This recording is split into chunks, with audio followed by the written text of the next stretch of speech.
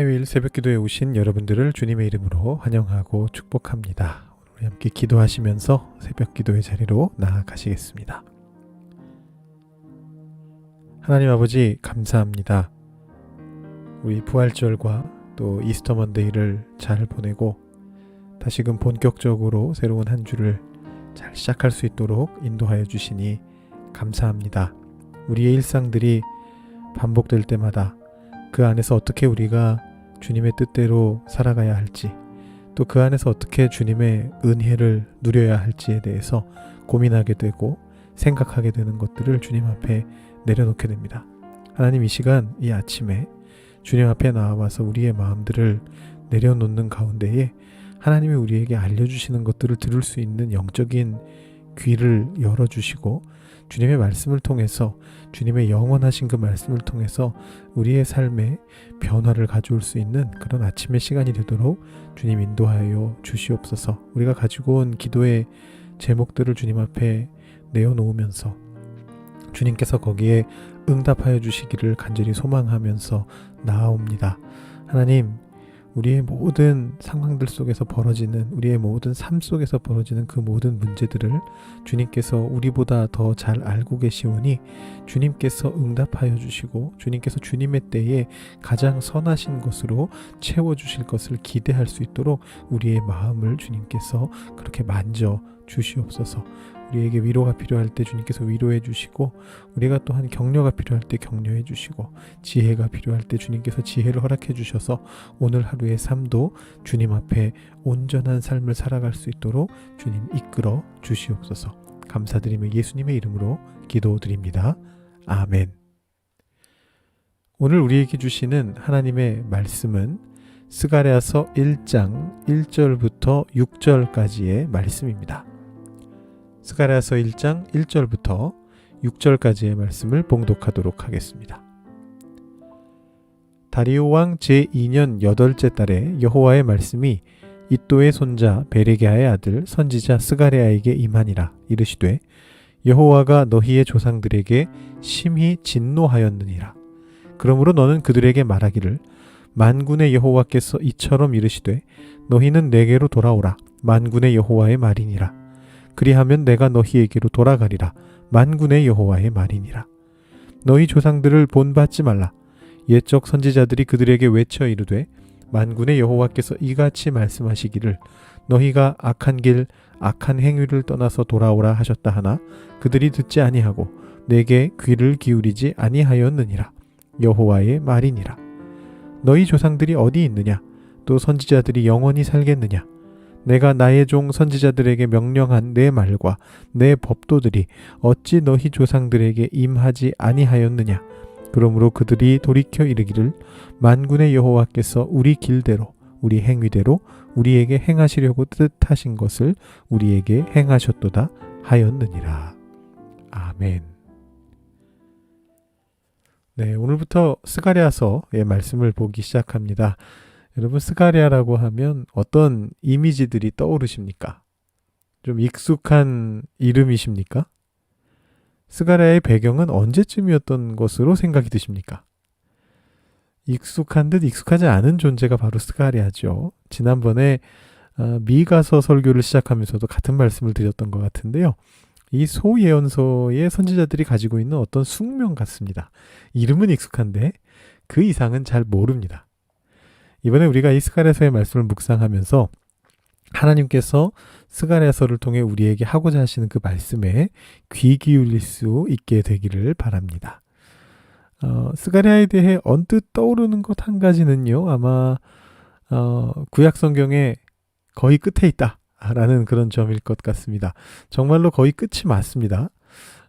나합습 학습 말 나훔 하박국 스바냐 학계 스가랴 말라기. 어릴 때 교회에서 외워보셨죠? 저는 이 스바냐하고 스가랴가 늘 좀 헷갈렸습니다. 위치도 비슷하고 발음도 비슷하고. 에스라의 약자가 스이고 에스더의 약자가 에인 것만큼이나 이 스바냐 선지자와 스가랴 선지자가 좀 헷갈렸습니다. 먼저 앞쪽에 나오는 스바냐는 포로기 이전의 예언자였고요. 오늘 우리가 보게 되는 이 스가랴라고 하는 사람은 포로기 이후의 예언자입니다. 그러니까 구약의 거의 끝이다라고 생각하셨다면 잘 생각하셨습니다. 배열 순서에서도 맨 끝에 있는 구약 맨 마지막에 있는 말라기 바로 앞에 있는 책이고, 이것을 시대적으로 볼 때에도 이 예언서들 중에서는 말라기 바로 앞이고요. 또 모든 성경을 다 합쳐도 에스라, 느헤미야, 에스더 정도가 아마 스가랴 근처 혹은 그 뒤쯤에 놓이게 될 것이기 때문에 이 스가랴서가 사실 구약의 거의 끝에 있는 그런 어떤 책이고 그런 존재인 것이 맞습니다. 바로 앞에 놓여 있는 이 학기라고 하는 책과 함께 이 스가랴는요, 포로기 이후에 다시 유다 땅으로 귀환한 유다 공동체에게 무너진 성전을 짓도록 촉구한 선지자로 알려져 있습니다. 하지만 이 학기의 경우에는 전체 다 합쳐서 2장밖에 안 되는 책이고요. 그 2장이 전부 성전 짓는 것과 연결이 됩니다. 그러니까 학기는 성전 짓는 것을 촉구한 예언자다 이렇게 말하면 틀림이 없는데요. 스가랴의 경우에는 조금 복잡해집니다. 아닌 것은 아닌데 이 스가랴서는 소예언서 중에서 가장 긴 14장으로 구성이 되어 있습니다. 똑같은 14장인 호세아서가 있긴 한데 절수가 스가랴서가 더 많습니다. 가장 긴 책이고요. 소예언서 중에서. 그 안에 성전 짓는 것에 대한 촉구도 있습니다만 그 외에도 상당히 많은 내용들이 담겨져 있습니다. 오늘 제가 서론 부분에 대해서 말씀을 풀이해드리기 전에 먼저 이 스가랴의 전체적인 구조를 좀 아주 간략하게 한번 말씀드려 보겠습니다. 이것을 뭐 지금 오늘 첫날부터 다 기억하실 필요는 없습니다만 이것을 알고 이제 앞으로의 말씀들을 들으시게 되면 훨씬 더 이 스가랴에 대한 이해가 쉬우면서도 깊어지실 것 같습니다. 흔히 스가랴서는 2부분으로 나뉜다라고 이야기를 합니다. 1장부터 8장까지 전반부가 있고요. 9장부터 14장까지의 후반부입니다. 전반부를 제1스가랴라고 부르고 후반부를 제2스가랴라고 그렇게 부르기도 합니다. 이 전반부의 주요 내용은요. 스가랴 선지자가 밤에 보았던 8개의 환상하고 그 환상에 이어지면서 등장하는 하나님의 어떤 말씀, 신탁입니다. 이 내용이 1장부터 6장까지 쭉 나오게 됩니다. 그 다음에 이제 전반부 자체는 6장에서 안 끝나고 8장에서 끝나는데요. 7장과 8장에는 환상이 나오는 게 아니고 금식과 관련된 어떤 윤리적인 논쟁이 조금 등장하게 됩니다. 그래서 2가지가 묶여서 전반부가 되고요. 그리고 9장부터 시작되는 후반부에는 이건 또 조금 설명하려면 좀 복잡하긴 합니다만 오늘 이 서론 부분에서 그냥 최대한 간단하고 단순하게 말씀을 드리자면 많은 학자들이 묵시라고 생각하는 그 내용이 들어 있습니다. 흔히 얘기하는 다니엘과 계시록 그 묵시가 맞는데요. 여러분 이렇게 생각하실 수 있습니다. 전반부에는 환상이 나오고 후반부에는 묵시가 나온다고? 묵시나 환상이나 뭐 그게 아닌가? 이렇게 생각하시기 쉽습니다만 이게 좀 다릅니다. 그러니까 다니엘이나 요한계시록이 환상이라는 어떤 틀을 이용해서 묵시를 전했기 때문에 우리의 생각에는 2가지가 묶여서 이렇게 생각하게 됩니다. 묵시가 환상이고 환상이 묵시인가 보다 이렇게 생각하게 되는데 사실 이 스가랴 후반부의 묵시는 환상보다는 오히려 예언의 형태를 가지고 있는 그런 묵시가 이제 등장하게 됩니다. 그렇다면 묵시는 무엇이냐 이런 생각을 하실 수가 있는데 이에 대한 좀 자세한 내용은 후반부를 할 때 9장 이후 설교 말씀을 통해서 좀 더 말씀을 드려보겠습니다. 그래서 이 구조를 간략하게 정리를 해보면 다음과 같습니다. 1장부터 8장까지 전반부에는 8가지의 환상과 금식 관련의 윤리 논쟁이 나타납니다. 여기에는 스가랴서의 이름, 스가랴라고 하는 선지자의 이름들이 계속 나옵니다. 근데 이제 9장 이후의 후반부에는 묵시가 나타나고요. 거기에 스가랴라는 이름은 전혀 나타나질 않고 있습니다. 그리고 오늘 이 첫 단락, 오늘 우리가 읽은 1장 1절부터 6절의 첫 단락에서 8개의 환상을 다루기 위한 서론이 등장을 하는데요. 뒤에 나오는 환상들이 굉장히 독특한 데에 비해서 의외로 이 서론은 보통의 그냥 선지서들, 예언서들에서 볼 수 있는 굉장히 평범한 예언의 형태를 또 지니고 있습니다. 말씀을 한번 들어가 보시면은요. 다리오 왕 제2년 8월에 스가랴가 하나님의 말씀을 받게 됩니다. 이 해를 서력으로 환산하면 주전 520년 정도가 됩니다. 이보다 약 2개월 전에 성전이 착공되었습니다. 그러니까 막 성전이 지어지기 시작할 무렵에 스가랴에게 하나님의 말씀이 임한 것입니다. 근데 그 첫 말씀은 뭐에 대한 것이었느냐 하면 회개에 대한 말씀이었습니다. 2절 3절 보시면요. 여호와가 너희 조상들에게 심히 진노하였느니라. 그러므로 너는 그들에게 말하기를 만군의 여호와께서 이처럼 이르시되 너희는 내게로 돌아오라. 만군의 여호와의 말이니라. 그리하면 내가 너희에게로 돌아가리라. 만군의 여호와의 말이니라. 이렇게 나와 있습니다. 여기서 그 너희가 내게로 돌아오면 내가 너희에게로 돌아가리라 라는 이 어떤 이중적인 돌아감에 대한 말씀이 굉장히 인상 깊죠. 회개라고 하는 것은요. 우리도 하나님께로 돌이켜야 하지만 하나님께서도 우리에게 와주셔야 되는 일입니다. 그런데 하나님께서는 조상들에게 진노하셨던 그 와중에도 돌이키실 준비를 이미 하고 계셨다라는 것입니다.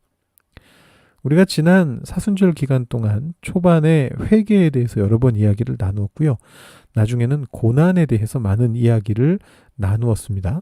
근데 오늘 이 스가랴서의 말씀을 통해서 그 부분을 다시 한번 되새겨 볼 수가 있습니다.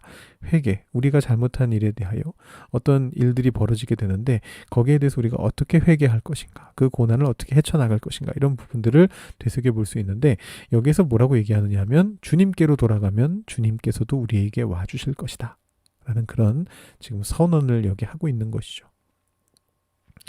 4절에 이런 말씀이 나옵니다. 너희 조상들을 본받지 말라. 옛적 선지자들이 그들에게 외쳐 이르되 만군의 여호와께서 이같이 말씀하시기를 너희가 악한 길 악한 행위를 떠나서 돌아오라 하셨다 하나 그들이 듣지 아니하고 내게 귀를 기울이지 아니하였느니라. 스가랴는 후대의 선지자다 보니까요. 과거에 대해서 마치 역사가들이 역사 속에서 교훈을 얻고 반성해야 된다 이렇게 말하는 것처럼 과거의 잘못들을 이렇게 언급하고 있습니다. 이 스가랴가 말하는 옛적 선지자들이란 뭐 바로 아모스, 호세야, 이사야, 미가, 예레미야 이런 선지자들을 말하는 건데요. 그때도 하나님께서 선지자들을 통해서 돌아오라라고 말씀하셨지만 그때 백성들은 듣지 않았다는 것이죠. 그런 조상의 잘못을 다시 범해서는 안 된다라는 말입니다. 5절 이후에 그 이유가 이제 등장을 하는데요. 너희 조상들이 어디 있느냐? 또 선지자들이 영원히 살겠느냐? 내가 나의 종 선지자들에게 명령한 내 말과 내 법도들이 어찌 너희 조상들에게 임하지 아니하였느냐? 그러므로 그들이 돌이켜 이르기를 만군의 여호와께서 우리 길대로 우리 행위대로 우리에게 행하시려고 뜻하신 것을 우리에게 행하셨도다 하였느니라. 네, 이거 과거로부터 배운다 이런 것의 끝판왕인 것 같습니다. 5절의 표현이 굉장히 인상 깊죠. 너희 조상들이 어디 있느냐? 과거를 돌아보니까 이 조상들은 다 사라져버렸습니다. 이것은 악한 존재를 비판한다기보다는요. 사람의 연약함에 대해서 말하는 겁니다. 왜냐하면 그 다음에는 선지자들까지 똑같은 존재로 그렇게 나오거든요. 또 선지자들이 영원히 살겠느냐? 그러니까 악을 행했던 조상들이나 하나님의 말씀을 전했던 선지자들이나 결국은 다 죽음에 이르렀습니다. 인간은 그저 그런 존재일 뿐입니다. 반면에 영원한 것이 있습니다. 그것은 하나님의 말씀이죠. 6절에 내가 나의 종 선지자들에게 명령한 내 말과 내 법도들이 어찌 너희 조상들에게 임하지 아니하였느냐. 즉 스가랴는 여기에서 영원히 서게 될 하나님의 말씀에 집중하면서 우리의 행위를 교정해 갈 때 우리에게 소망이 있다라는 것을 말해 주고 있는 것입니다. 그리고 그것을 과거의 사례를 통해서 우리들에게 설득력 있게 제시해 주고 있습니다. 이제 우리 내일 말씀부터 스가랴는 환상을 통해서 이 하나님의 어떤 위대하심을, 영원한 하나님의 그 위대하심을 성전에 연결시키시면서 하나님의 말씀에 더 귀 기울일 수 있도록 그 당시의 유다 백성들에게 그리고 또 우리에게 말씀을 전해 줄 것입니다. 오늘 말씀을 통해서 우리는 과거로부터 무엇을 배울 것인가를 생각해 보게 됩니다. 스가랴는 성전의 건축을 막 시작하면서 성전이 존재했던 그 과거를 되새겨 봅니다. 아마 이 성전이 무너지고 나서 성전이 없는 동안에 많은 사람들은 성전이 없어진 것을 슬퍼하면서 성전만 지어진다면 모든 게 해결될 거야 라고 이렇게 생각했을지 모르겠습니다. 그런데 스가랴는요, 성전이 있었던 그 시절에도, 솔로몬 성전이 있던 그 시절에도 모든 것이 완전하지 않았다라는 것을 기억해냅니다. 하나님은 언제나 위대하시지만, 하나님은 언제나 우리를 굽어 살피시지만, 우리가 어떤 태도를 가지고 있느냐가 하나님과 우리의 관계를 결정짓기 때문입니다. 그렇기 때문에 성전이 지어진다 할지라도 과거로부터 배우는 것이 없다면 그들의 문제는, 우리의 문제는 해결되지 않을 수도 있는 것입니다. 그렇기 때문에 스가랴는 자신의 예언의 이 첫 부분을 이러한 경고로서 시작하게 되는 것이죠. 우리는 우리의 신앙의 선조들이 세워둔 이 아름다운 성전에서 주님을 찬양하며 예배하고 있습니다. 아주 귀한 신앙의 결실입니다. 그러나 우리 교회의 역사를 되돌아본다면 그 모든 때가 다 온전하였다라고 그렇게 고백할 수는 없을 것입니다. 인간의 연약함 때문입니다. 이럴 때일수록 우리는 과거를 돌아보면서 과거로부터 배워야 됩니다. 교회가 교회답지 못했던 때에 어떤 일이 있었는지, 그때 우리들의 마음은 과연 어떠했는지를 떠올리면서 그로부터 돌아서야만 합니다. 인간의 연약함에 기대어서 무언가를 하려고 하기보다는 하나님께서 주시는 힘에 기대어서 무엇이든지 하려고 하는 그런 태도를 가져야만 하는 것이죠. 이것이 오늘 스가랴서 1장 1절부터 6절을 통해서 우리가 하나님께 듣는 메시지입니다. 우리 교회 안에서 또 여러분의 삶 속에서 이 메시지대로 하나님이 주시는 것에 기대는 태도를 가지고 살아가실 수 있는 여러분 한 분 한 분이 되시기를 바랍니다. 기도하겠습니다. 이 시간 기도하실 때 오늘 말씀 생각하시면서 과거를 돌아보며 과거로부터 배우며 하나님께로 돌아가는, 하나님께 기대는 그런 태도를 가질 수 있는 우리 한 사람 한 사람, 또 우리 교회 공동체가 될 수 있게 해달라고 기도하시고, 여러분 가지고 오신 개인적인 기도 제목 기도하시고 새벽 기도를 마치시기 바랍니다. 기도하시겠습니다.